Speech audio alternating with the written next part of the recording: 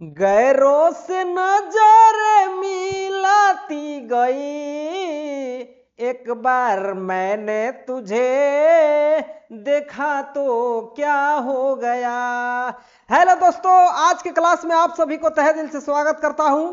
आइए आज मैं रेलवे ग्रुप डी का प्रीवियस ईयर का क्वेश्चन, मोस्ट इंपोर्टेंट क्वेश्चन 50 क्वेश्चनों का सीरीज लेकर के आया हूं और ये क्वेश्चन आपका विज्ञान का है, टॉप 50 क्वेश्चन। यदि आप इस क्वेश्चनों को अच्छे से देख लेते हैं तो यहां से आपका रेलवे जो है इस बार एग्जाम लेने वाला है 2025 में, उसमें आपका रेलवे ग्रुप डी एनटीपीसी का एग्जाम जो होने वाला है उसमें आपका यही से क्वेश्चन पूछा जाएगा। तो चलिए हम लोग आज यहां पर साइंस के क्वेश्चनों को बहुत मजेदार तरीका से समझने का प्रयास करते हैं और आज का क्लास बेहद ही इंपॉर्टेंट और महत्वपूर्ण होने वाला है। तो चलिए हम लोग शानदार तरीके से आज क्लास की शुरुआत करते हैं। तो आज का मेरा पहला क्वेश्चन है माय डियर स्टूडेंट। चलिए पहला क्वेश्चन को हम लोग यहां समझने का प्रयास करेंगे। मानव शरीर की सबसे लंबी हड्डी कौन सी है? मानव शरीर, ह्यूमन बॉडी, तो मानव शरीर का सबसे लंबा हड्डी जो है ये आपका शरीर में कहां पाया जाता है? हम लोगों के शरीर में कहां पर पाया जाता है? तो यहां पर ऑप्शन दिया है आपका रिब केज, भुजा, जांघ। तो यहां पर आपका राइट आंसर हो जाएगा ऑप्शन नंबर सी, जांघ में सबसे लंबी हड्डी पाया जाता है। ठीक है, तो option number C is the right answer होगा। अगला क्वेश्चन हम लोग देखेंगे माय डियर स्टूडेंट। चलिए इसका कलर थोड़ा सा हम लोग चेंज आउट कर लेते हैं ना। चलिए तो यहां पर अगला क्वेश्चन हम लोग देखेंगे माय डियर स्टूडेंट। ये रहा आपका नेक्स्ट क्वेश्चन और नेक्स्ट क्वेश्चन जो है ये भी बहुत शानदार क्वेश्चन है। ये क्वेश्चन रेलवे के द्वारा पूछा गया क्वेश्चन है। तो आइए देखिए इसको कैसे सॉल्व करेंगे। यहां पर देखिए लोहे में जंग लगना किस प्रकार की क्रिया है? ये भी क्वेश्चन आपका रेलवे द्वारा पूछा गया क्वेश्चन है। तो देखिए इसको कैसे बनाएंगे। यहां पर ऑप्शन दिया है भौतिकीय क्रिया, रासायनिक क्रिया, सामान्य क्रिया, इनमें से कोई नहीं। तो बताइए लोहे में जंग लगना किस प्रकार की क्रिया है माय डियर स्टूडेंट? तो यहां पर आपका क्या हो जाएगा आंसर? रासायनिक क्रिया। लोहे में जंग लगना यह आपका एक रासायनिक क्रिया है। तो अगला क्वेश्चन हम देखेंगे माय डियर स्टूडेंट। अगला क्वेश्चन ये रहा आपका स्क्रीन पे, क्वेश्चन नंबर 3। तो क्वेश्चन नंबर 3 जो है ये भी क्वेश्चन आपका मोस्ट इंपोर्टेंट क्वेश्चन है। देखिए क्वेश्चन क्या कह रहा है। क्वेश्चन है माय डियर स्टूडेंट कि किसी वस्तु के अचानक रुक जाने पर यात्री आगे की ओर झुक जाती है, क्यों? सुनिए, जब हम लोग बस पर बैठे हुए रहते हैं और ड्राइवर जब अचानक ब्रेक लगाता है गाड़ी का तो वहां पर हम लोग आगे की ओर झुक जाते हैं। तो आखिर क्या कारण है इसका कि आगे की ओर झुक जाते हैं? गुरुत्वाकर्षण के कारण, या संवेग संरक्षण के कारण, या जड़त्व के कारण, या घर्षण के कारण?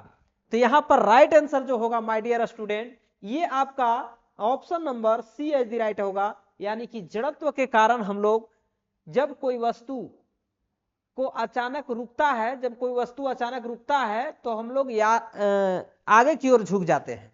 तो चलिए अगला क्वेश्चन हम लोग देखेंगे माय डियर स्टूडेंट। बेहद ही मोस्ट इंपोर्टेंट क्वेश्चन है एग्जाम के दृष्टि से, इसलिए आप लोग इसको अंत तक देखें। 50 क्वेश्चनों का सीरीज है और ये क्वेश्चन आपका जो भी मैंने सेट किया है ये सभी रेलवे द्वारा पूछा गया क्वेश्चन है। तो अब ये क्वेश्चन नंबर 4 हम लोग देखेंगे।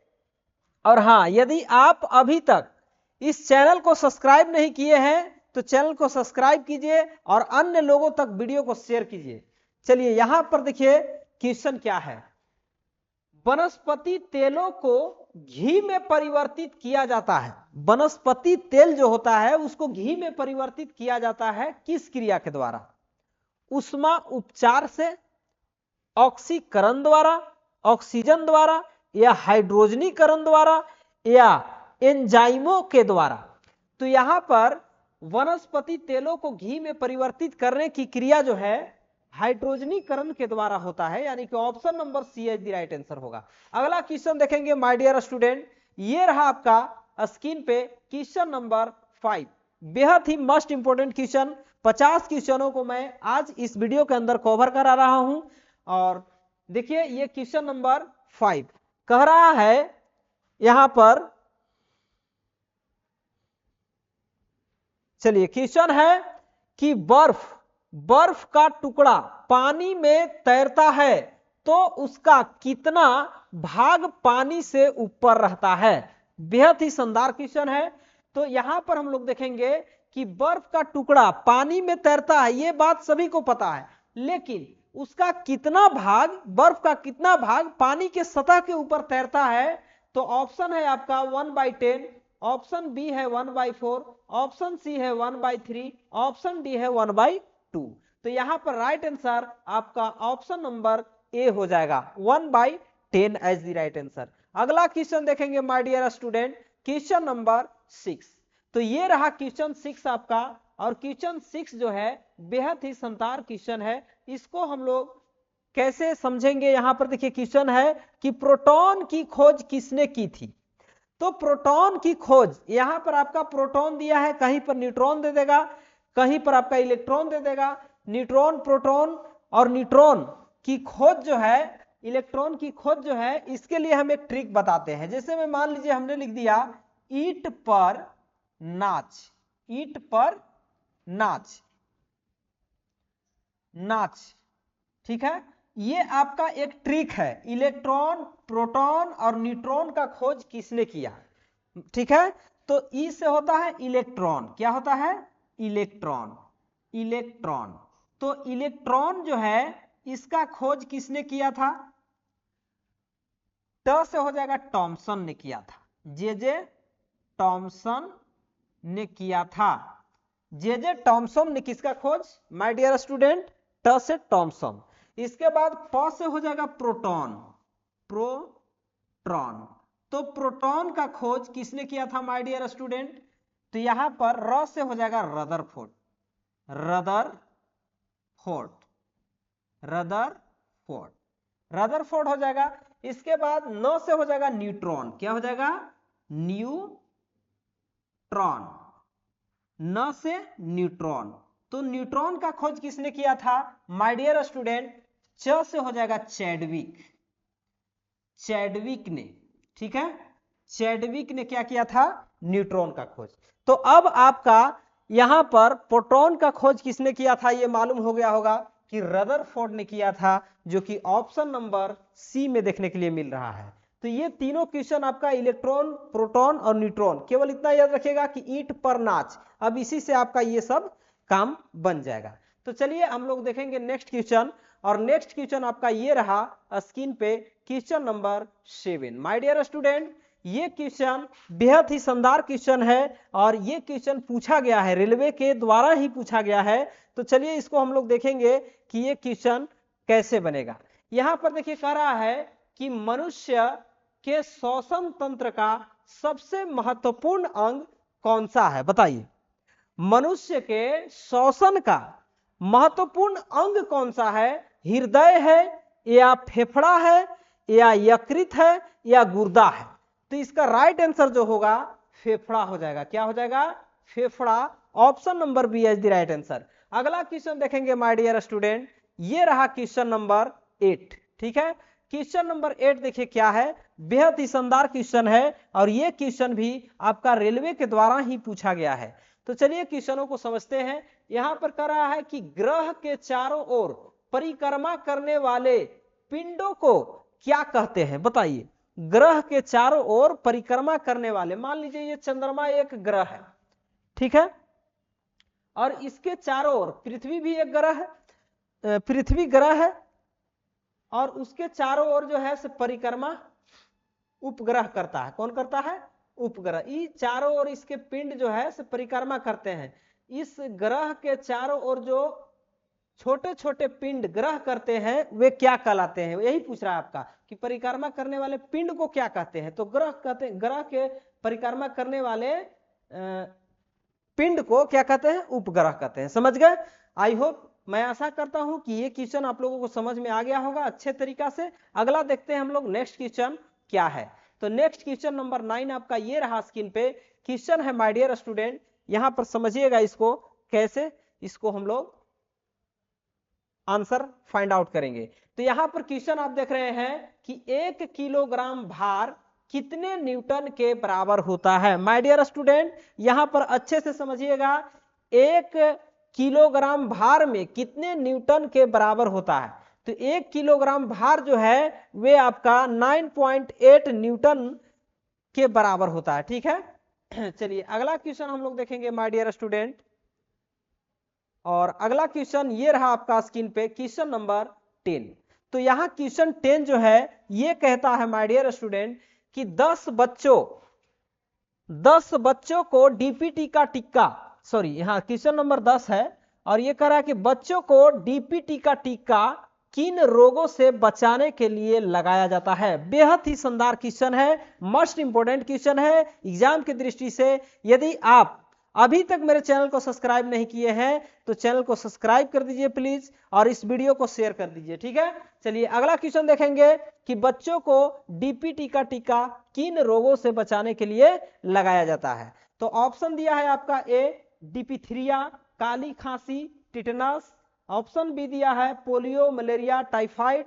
ऑप्शन सी दिया है हेपेटाइटिस, चेचक, रेबीज। ऑप्शन डी दिया है प्लेग, डेंगू और हैजा। तो इसका राइट आंसर जो होगा, बच्चों को डीपीटी का टीका लगाया जाता है डिप्थीरिया और काली खांसी और टिटनस से बचाव के लिए। तो option number A as the right answer होगा। माय डियर स्टूडेंट अगला क्वेश्चन हम लोग देखेंगे, ये रहा आपका स्क्रीन पे और ये भी क्वेश्चन बेहद ही शानदार क्वेश्चन है और इसको देखेंगे कैसे ये इसका आंसर होगा, क्या होगा। चलिए, बच्चे के जन्म के समय कितनी हड्डियां होती है। बच्चे के जन्म के समय कितने हड्डियां होती है। तो जब कोई बच्चा जन्म लेता है तो उसके हड्डियों की संख्या जो होता है माय डियर स्टूडेंट 300 से लेकर के 350 के करीब होता है। तो यदि आपका 350 कहीं नहीं दिया है, 300 दिया है तो आप मारेंगे 300। चलिए option number A is the right answer. अगला क्वेश्चन आप देखोगे क्वेश्चन नंबर 12। ये आपका क्वेश्चन 12 रहा और क्वेश्चन 12 जो है ये भी आपका बेहद ही शानदार क्वेश्चन है माय डियर स्टूडेंट। यहां पर इसको समझने का प्रयास कीजिए। ये क्वेश्चन देखिए क्या कर रहा है, रक्त की मात्रा शरीर के भार का कितना होता है बताइए।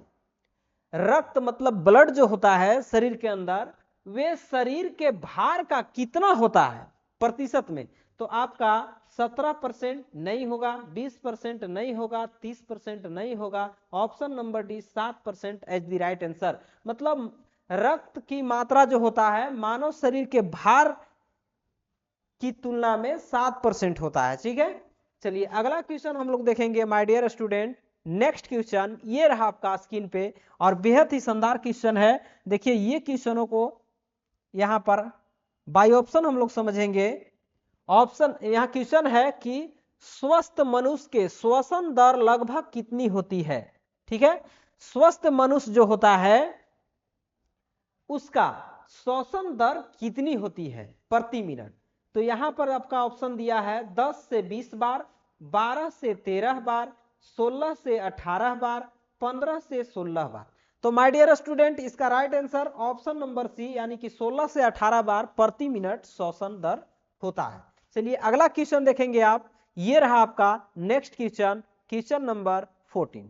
तो क्वेश्चन नंबर 14 भी बेहद ही मोस्ट इंपोर्टेंट क्वेश्चन है। क्वेश्चन है कि इलेक्ट्रिक करंट का यूनिट निम्न में से कौन सा है बताइए। इलेक्ट्रिक करंट जो होता है उसका निम्न में से यूनिट करा है कि का यूनिट, इलेक्ट्रिक करंट का यूनिट निम्न में से कौन है। ये निम्न है और इसी में से आपको कहना है कि कौन सा आपका यूनिट का मात्रक है, केल्विन है या मोल है या कंडेला है या एम्पियर है। तो इसका राइट आंसर जो होगा option number D is the right answer, ampere होगा।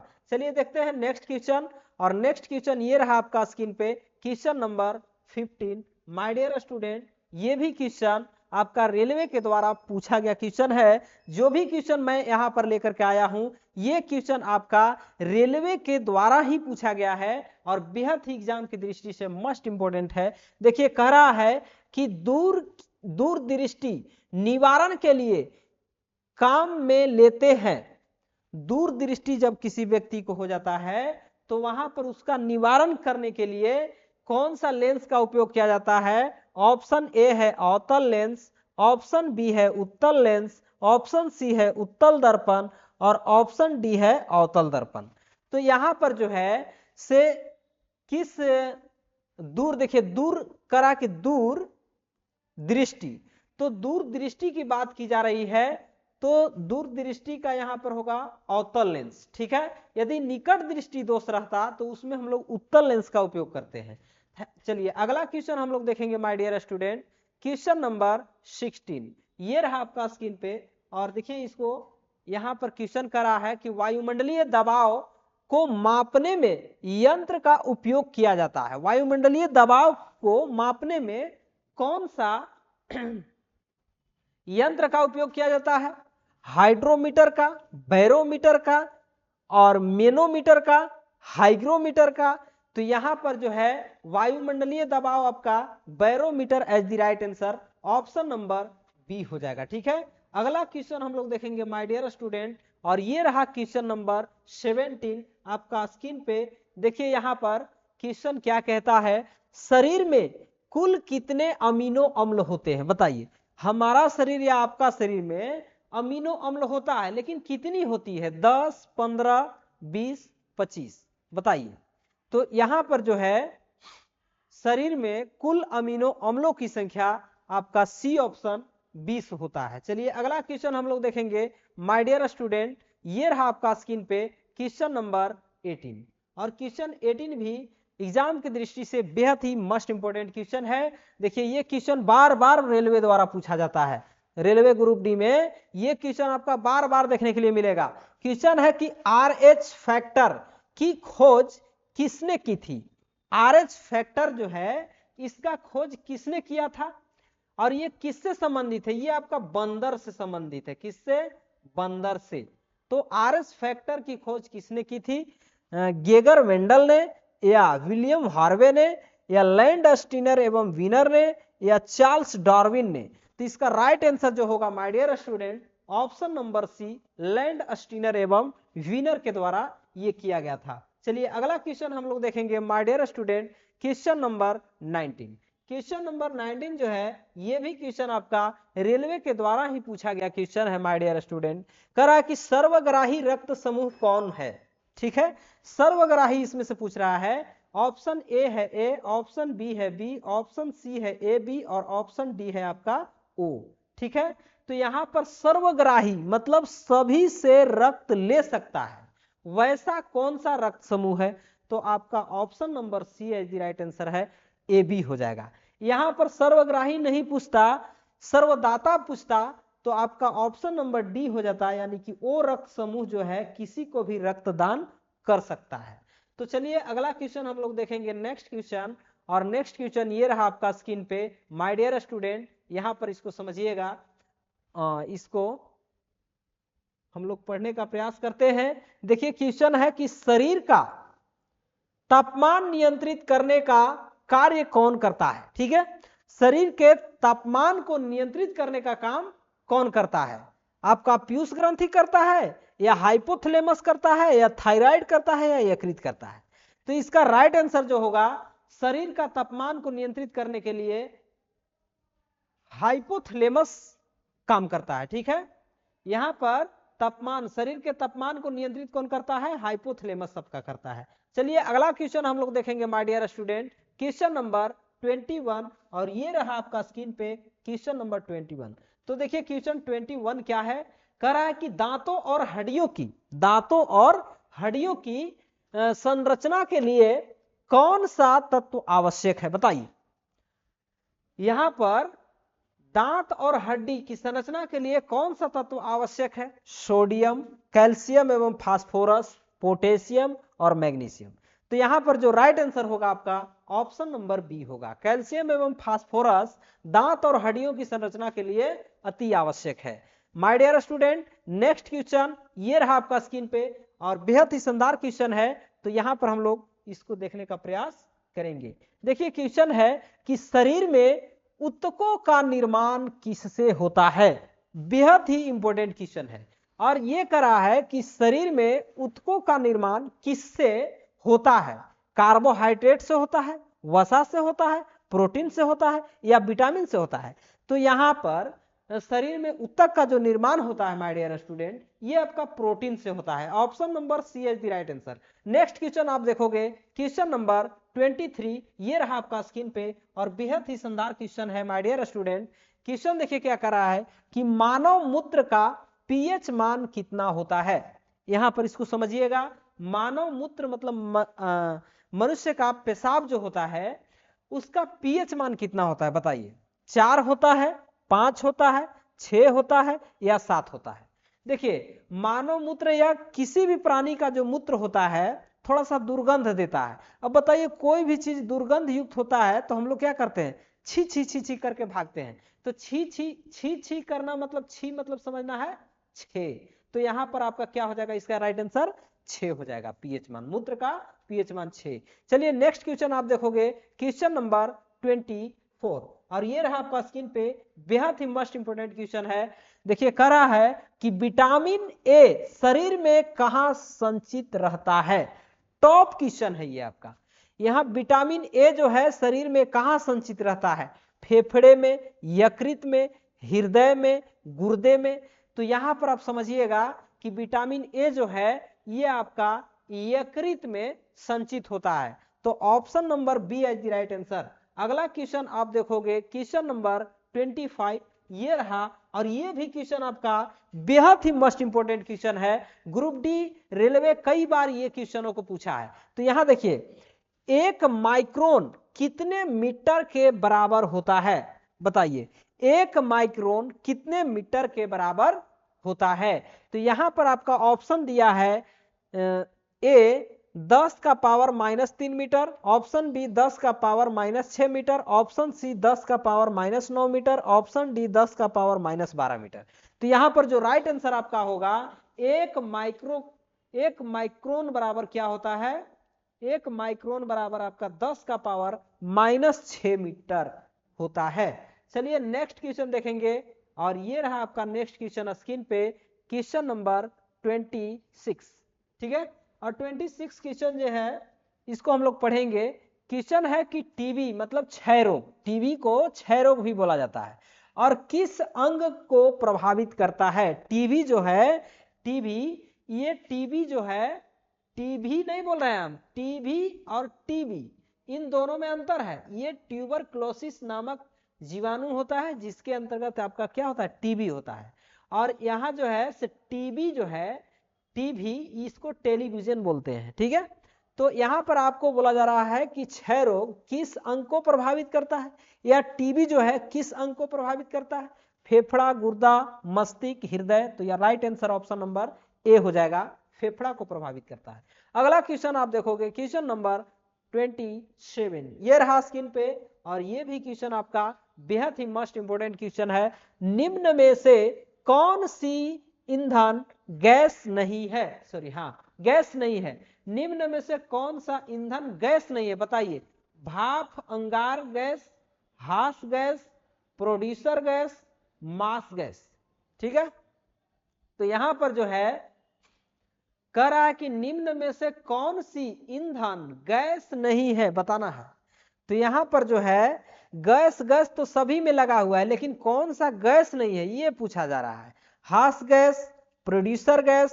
तो इसका right answer option number C हो जाएगा। ठीक है, प्रोड्यूसर गैस। अगला क्वेश्चन हम लोग देखेंगे नेक्स्ट, और नेक्स्ट रहा ये का आपका क्वेश्चन नंबर 28। ठीक है, 28 स्क्रीन पे, और ये क्वेश्चन बेहद ही शानदार क्वेश्चन है। पृष्ठ तनाव का एसआई मात्रक क्या होता है बताइए। पृष्ठ तनाव का एसआई मात्रक क्या होता है। न्यूटन, जूल, न्यूटन प्रति मीटर, पास्कल। बताइए क्या होगा। तो यहां पर पृष्ठ तनाव का जो एसआई मात्रक होता है माय डियर स्टूडेंट, न्यूटन प्रति मीटर होता है। ठीक है, चलिए अगला क्वेश्चन आप देखोगे, क्वेश्चन नंबर 29, ये रहा स्क्रीन पे, और बेहद ही शानदार क्वेश्चन है, इसको हम लोग समझने का प्रयास करेंगे। देखिए, कैलोरी किसकी मापक इकाई है? कैलोरी जो होता है ये आपका किसकी मानक सॉरी यहाँ पर मापक होता है, मतलब किसको मापता है? उष्मा को, ठोस को, तरल को या ध्वनि को? तो यहाँ right answer option number A हो जाएगा, उष्मा को मापता है कैलोरी। ठीक है, कैलोरी में हम लोग किसको मापते हैं? उष्मा को। नेक्स्ट क्वेश्चन देखेंगे, क्वेश्चन नंबर 30, ये रहा आपका क्वेश्चन नंबर 30, बेहद ही शानदार क्वेश्चन है माय डियर स्टूडेंट। यहाँ पर क्वेश्चन कर रहा है कि केतली में लकड़ी का हैंडल क्यों लगाया जाता है? केतली में लकड़ी का हैंडल क्यों लगाया जाता है? फैशन की वजह से, लकड़ी ताप का कुचालक है और हैंडल गर्म नहीं होता है, या हल्का होता है, या इसमें से कोई नहीं? तो इसका जो राइट आंसर होगा option number B is the right answer, यानी कि लकड़ी ताप का कुचालक भी है और इससे हैंडल गर्म नहीं होता है, इसीलिए केतली में लकड़ी का हैंडल लगाया जाता है। चलिए my dear student, next question देखोगे, ये रहा आपका क्वेश्चन नंबर 31, और बेहद ही शानदार क्वेश्चन है माय डियर स्टूडेंट। क्वेश्चन है कि निमोनिया रोग किसे प्रभावित करता है? बच्चे में ये बीमारी बहुत ज्यादा होता है निमोनिया का, तो निमोनिया जो है हृदय को प्रभावित करता है, या यकृत को करता है, या गुर्दा को करता है, या फेफड़ा को करता है? तो यहाँ पर जो राइट आंसर होगा आपका option number D is the right answer, यानी कि फेफड़ा को प्रभावित करता है। नेक्स्ट क्वेश्चन देखोगे आप, ये रहा 32 क्वेश्चन, क्वेश्चन नंबर 32। तो 32 क्वेश्चन भी आपका बेहद ही शानदार क्वेश्चन है माय डियर स्टूडेंट। क्वेश्चन है कि टाइफाइड रोग किस जीवाणु के कारण होता है? जो टाइफाइड रोग होता है ये किस जीवाणु के कारण होता है my dear student? Salmonella typhi के कारण, या स्टेफिलोकोकस के कारण, या माइकोबैक्टीरियम ट्यूबरक्लोसिस के कारण, या क्लोस्ट्रीडियम के कारण? तो इसका जो राइट आंसर होगा, टाइफाइड रोग किसके कारण होता है? साल्मोनेला टाइफी के कारण। साल्मोनेला टाइफी के कारण क्या रोग होता है? तो टाइफाइड। ठीक है, टाइफी से समझ आना है टाइफाइड। चलिए नेक्स्ट क्वेश्चन देखेंगे हम लोग, यहाँ पर क्वेश्चन नंबर 33, और ये रहा आपका स्क्रीन पे, बेहद ही शानदार क्वेश्चन है माय डियर स्टूडेंट। यदि आप इस पूरे क्वेश्चनों को देख लेते हैं तो आपका एग्जाम में यही से क्वेश्चन आने वाला है। चलिए यहाँ पर देखिए दी है, इसको 2 कर देना है। ठीक है, यहाँ पर इसको 2 कर देना है। 2 समांतर दर्पणों के बीच कितने प्रतिबिंब बनते हैं? 2 समांतर दर्पण, दो समांतर दर्पण, एक इधर से और एक इधर से लगा दिए, तो इसमें कितने प्रतिबिंब बनेंगे? 2 बनेंगे? नहीं। 4 बनेंगे? नहीं। 8 बनेंगे? नहीं। अनंत बनेंगे। कितने बनेंगे? अनंत, यानी कि option number D is the right answer होगा। माय डियर स्टूडेंट, देखते हैं नेक्स्ट क्वेश्चन नंबर 34, ये रहा आपका स्क्रीन पे, बेहद ही शानदार क्वेश्चन है, तो आप लोग बने रहें। यहां देखिए क्वेश्चन है कि द्रव का घनत्व मापने का यंत्र कौन सा है? द्रव के घनत्व को मापने का यंत्र कौन सा है? बैरोमीटर है, हाइड्रोमीटर है, स्पीडोमीटर है, या थर्मोमीटर है? तो बताइए इसका क्या होगा आंसर। यहां पर जो है द्रव के घनत्व को मापना है, तो द्रव के घनत्व को जो मापते हैं हाइड्रोमीटर में मापते हैं, यानी कि option number B is the right answer. अगला क्वेश्चन हम लोग देखेंगे, ये रहा आपका स्क्रीन पे क्वेश्चन नंबर 35, और 35 क्वेश्चन भी बेहद ही मस्ट इंपोर्टेंट क्वेश्चन है माय डियर स्टूडेंट। क्वेश्चन है कि निर्वात में ध्वनि की चाल कितनी होती है? कैसी होती है? ठीक है, या कितनी होती है? तो निर्वात में मतलब जहां कोई माध्यम नहीं होता है उसको निर्वात बोला जाता है। तो निर्वात में ध्वनि की चाल कैसी होती है? अधिकतम होती है, या न्यूनतम होती है, या शून्य होती है, या परिवर्तनशील होती है? तो यहां पर जो राइट आंसर होगा my dear student, option C होगा, शून्य होती है। जहां कोई भी निर्वात नहीं है वहां ध्वनि की चाल क्या होती है?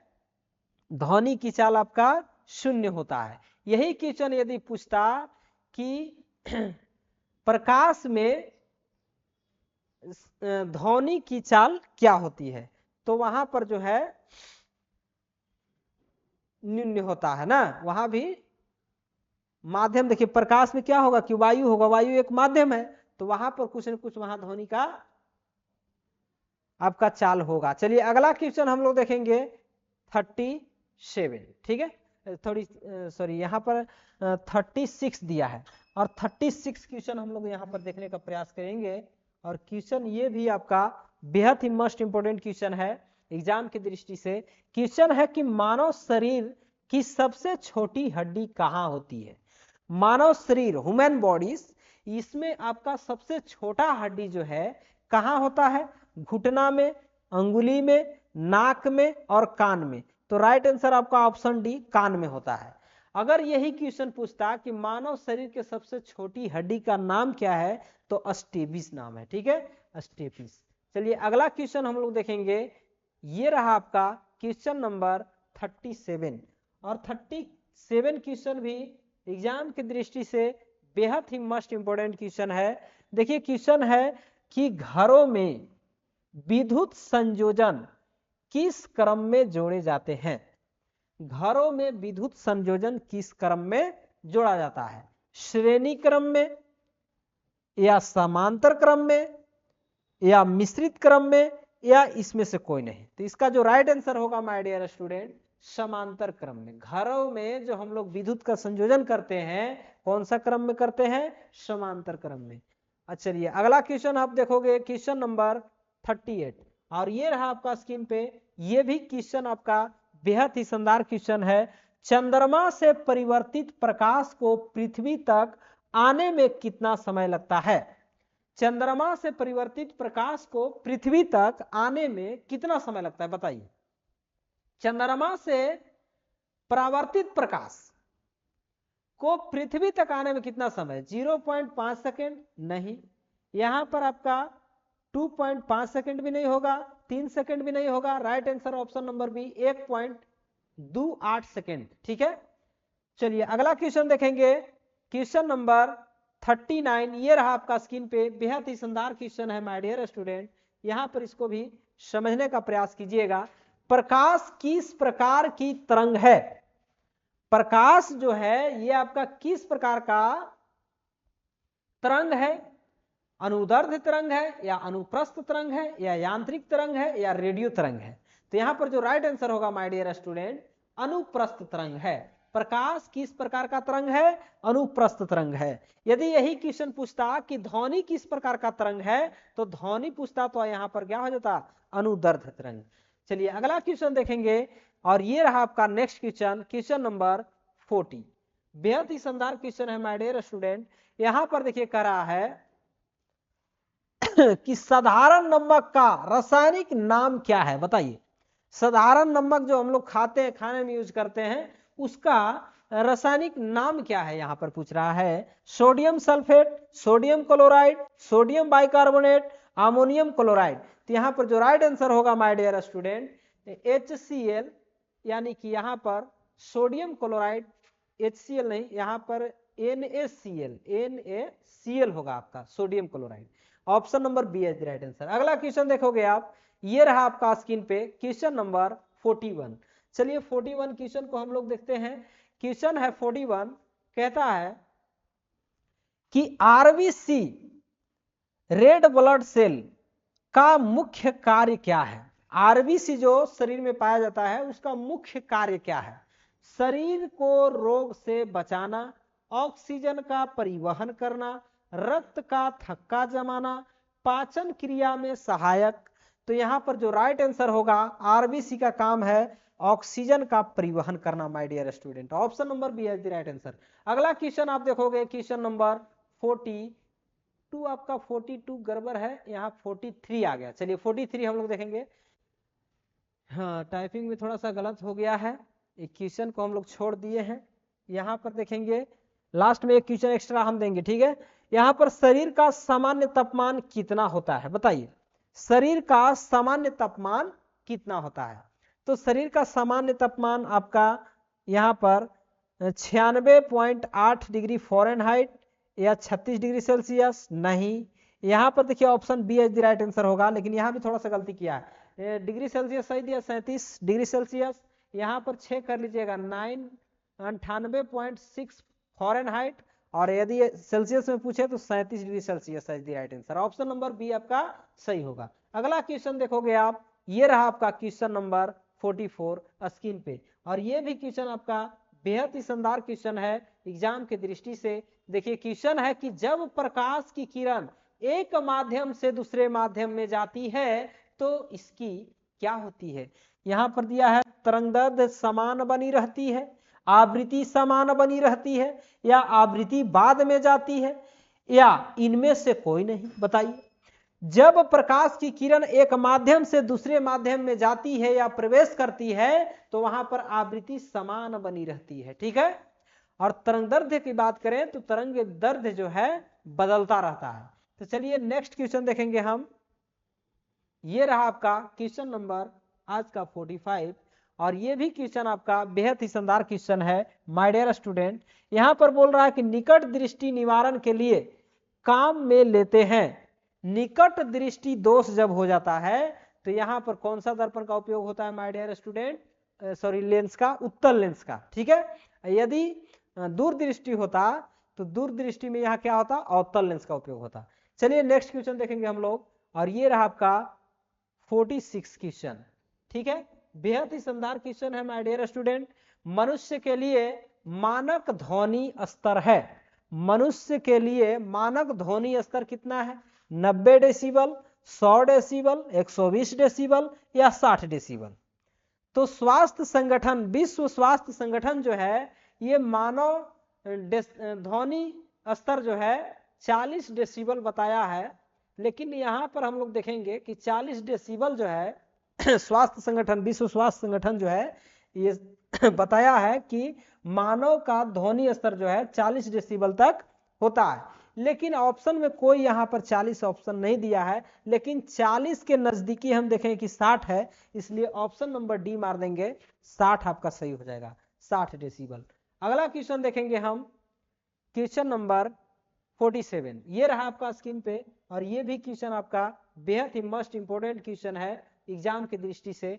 देखिए, भिन्न भिन्न द्रव्यमान के दो पत्थरों को एक भवन के शिखर से गिराया जाता है, एक साथ गिराया जाता है, तो बताइए क्या होगा यहां पर। जब भिन्न भिन्न द्रव्यमान वाला पत्थर को, दो पत्थर को एक भवन से ऊंचाई से ऊपर से गिराया जाता है तो यहां पर आपका क्या होगा, छोटा पत्थर जमीन पर पहले पहुंचता है, या बड़ा पत्थर जमीन पर पहले पहुंचता है, या दोनों पत्थर जमीन पर एक साथ पहुंचते हैं, या इसमें से कोई नहीं। तो यहां पर जो राइट आंसर होगा my dear student, option number C होगा, ठीक है। देखिए, पत्थर बड़ा हो या छोटा हो, यदि दोनों को भवन की शिखर से गिराया जाता है एक साथ तो दोनों पत्थर जमीन पर एक साथ ही पहुंचेगा। चलिए अगला क्वेश्चन हम देखेंगे, ये रहा क्वेश्चन नंबर 48, और 48 क्वेश्चन भी बेहद ही शानदार क्वेश्चन है माय डियर स्टूडेंट। लिंग निर्धारण करता है, बताइए लिंग निर्धारण कौन करता है, पुरुष क्रोमोसोम पर या महिला क्रोमोसोम पर होता है, या ए और बी दोनों पर होता है, या इसमें से कोई नहीं। तो लिंग निर्धारण जो होता है बच्चा में, ये आपका पुरुष क्रोमोसोम पर होता है, option number A is the right answer. Next question देखोगे आप, ये रहा आपका 49 क्वेश्चन, बेहद ही शानदार क्वेश्चन है माय डियर स्टूडेंट। यहां पर समझिएगा इसको, रक्तचाप मापने का यंत्र कौन सा है। रक्तचाप जो मापा जाता है उसको मापने का यंत्र जो है वे क्या है, पायरोमीटर है, या वैरोमीटर है, या एनीमोमीटर है, या स्फिगोमैनोमीटर है। तो यहां पर जो राइट आंसर होगा sphygmomanometer, option number D is the right answer. रक्तचाप को मापने के लिए किस यंत्र का उपयोग किया जाता है, स्फिग्मोमैनोमीटर का। चलिए अगला क्वेश्चन देखेंगे, 50 नंबर का क्वेश्चन, ये रहा आपका स्क्रीन पे, और ये क्वेश्चन देखिए रेलवे द्वारा कई बार पूछा गया है एग्जाम में, इसीलिए मैंने इस क्वेश्चन को भी टाइप करने का काम किया है। क्वेश्चन है कि मैक नंबर किससे संबंधित है। कई बार ये रेलवे ग्रुप डी एनटीपीसी वाला एग्जाम में जो है पूछा गया है, मैक नंबर किससे संबंधित है। तो यहां पर है ध्वनि की गति से, जलयान की गति से, हवाई जहाज की गति से, अंतरिक्ष यान की गति से। तो यहां पर मैक नंबर या मैक संख्या पूछा जाएगा यहां पर संख्या भी कभी कभी पूछ देगा कि मैक संख्या जो है ये किससे संबंधित है। माय डियर स्टूडेंट, ये आपका हवाई जहाज की गति से संबंधित है। ठीक है, तो एक क्वेश्चन आप लोगों को मैं देता हूं यहां पर, आप लोग उस क्वेश्चन का आंसर कमेंट बॉक्स में दीजिएगा। ठीक है, देखिए जब वर्षा होता है तो वर्षा के दौरान जो पृथ्वी पर वर्षा के दौरान पानी गिरता है तो बुलबुला गोल गोल बुलबुला जो है छोड़ता है। तो उस बुलबुला का गोलाकार होने का क्या कारण है, आप लोग इसका आंसर कमेंट बॉक्स में दीजिएगा। ठीक है, तो thanks for watching this video, मिलते हैं नेक्स्ट वीडियो में, तब तक के लिए थैंक्स।